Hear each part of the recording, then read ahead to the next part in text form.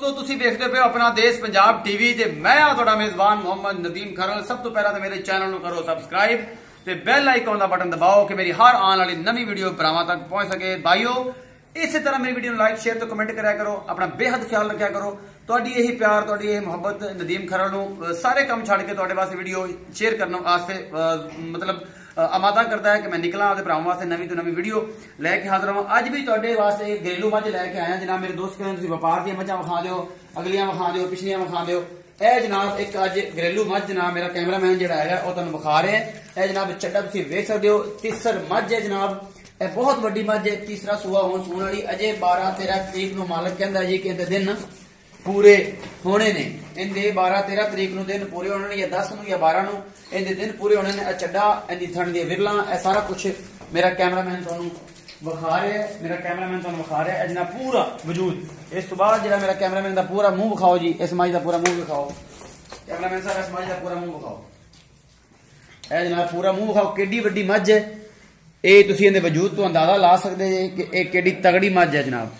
ठीक है, ये जनाब ये मालक का कहना है जी कि ये घट तो घट भी 22 तो 25 लीटर दुध 2 टाइम का करेगी। सोन तो 20 दिन बाद जिन्ना का चट है खान है ने। मेरा कैमरामैन तुहानूं विखा रहा है चड्डा किन्ना अजे कम अज कम 10 दिन ये लैंदी है पूरी मझ। मालक मौजूद नहीं है सी, लेकिन उन्होंने फोन से पूछा जनाब। उन्हें कहा जी मैं 3.5 लाख रुपया मुल करना वा इस मझ का। 3.5 लाख रुपया मुल करता पे मालक। ते फाइनली जिहड़ा है वो जिहड़ा बंदा मैनूं लवेगा उहदे नाल कोई प्यार मुहब्बत हो सकता है। मैं तुसीं शक्ल सूरत देखते पे हो, पूरा वजूद देखते पे हो, इहदा पुट्ठा देखते पे हो, इहदा थण जिहड़ा तुसीं देख लिया बल्ली है मत्थे तो सिंह जिहड़ा है वो गोल कीता होया है।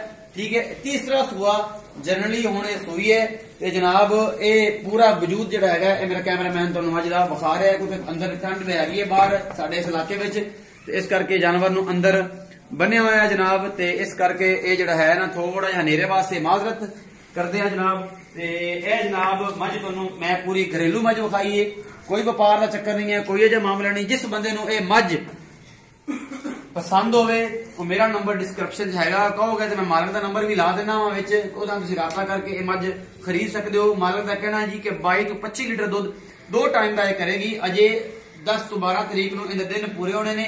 उस तो बाद जिहड़ा है सारा कुछ ये जनाब इत्थे जिस बंदे ने फाइनल करनी होवे 20 दिनों बाद 22 तो 25 लीटर दुध चो के जनाब तुसीं इहनूं लै सकदे हो गारंटीड दे नाल।